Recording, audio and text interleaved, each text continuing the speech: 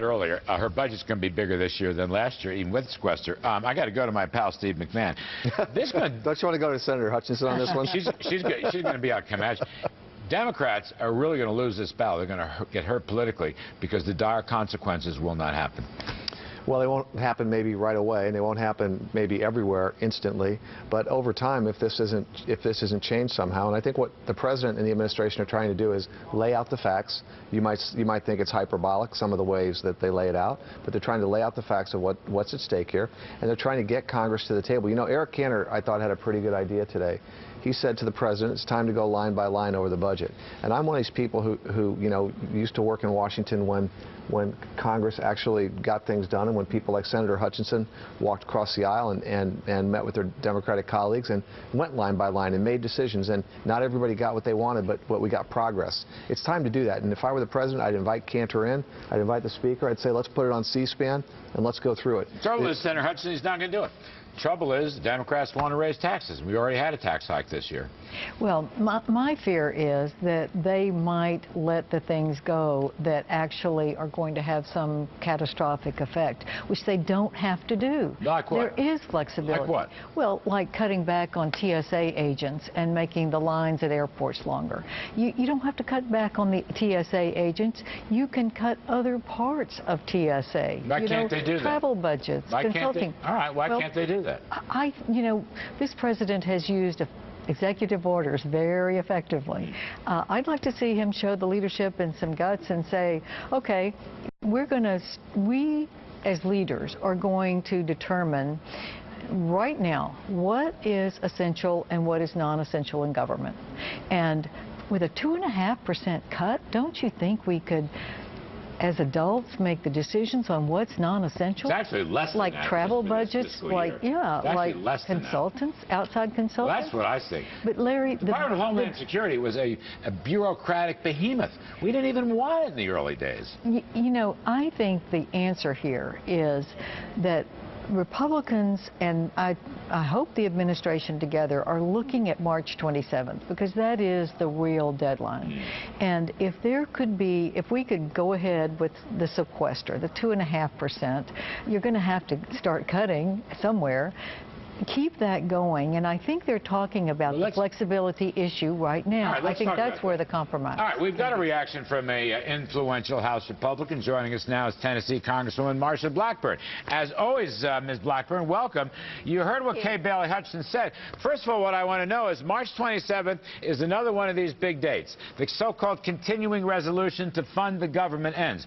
Will there, in your judgment, be a government shutdown? No, there will be another continuing resolution. We will do what we've always done. And Larry, bear in mind, we bring forward the continuing resolutions in the House. We even pass a budget. It's been over 4 years since the Senate did so. And I think that many of us in the House are looking at this and we're saying, look, this is another chapter in the Obama drama. This is what he's pushing for, to make it look as if it's going to be draconian. These are going to be disastrous. But you know what? A lot of us have served in state legislators. We have made across-the-board cuts. We have always heard these. We know it's not going to be disastrous. We know that we, together with the American people, we are going to work through this. And the president needs to start to show some leadership. Senator Hutchison is exactly right on this. This is a time for him to prove that he is capable of leading this nation and step forward and say, this is how we're going to do it. We're going to work with the House, work through this budget line by line. Congresswoman, this is Steve McMahon. How are you this evening? Yeah, I'm good. Thank you. Quick question for you, because I think you're right. I think the president has a role to play, but doesn't Congress have a role to play? And shouldn't the Democratic leadership in the Senate, the Republican leadership in the House, and the executive branch be sitting down right now, going through it line by line? Absolutely. And isn't that what your constituents, all of your constituents, elected you to do? Steve, you're exactly right. My constituents are saying, look, let's protect the military because we want to protect them, provide them reprogramming authority, but let's get over here in discretionary and let's quadruple the cuts over there.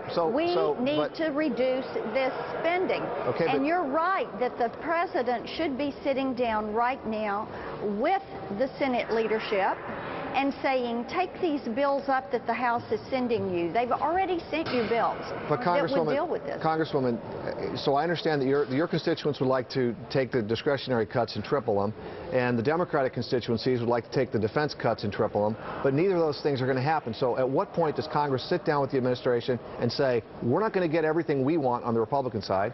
Democrats have to say, we're not going to get everything we want on the Democratic side. But when does this happen? Because America is being held hostage again. You saw what happened. Well, we got a month. Today. I just want to add the key point here. The key point here, Marsha, is will there be a government shutdown March 27th? Will you have? You're going to have a Republican print next week, from what I gather, in the House. What will the Senate Democrats do?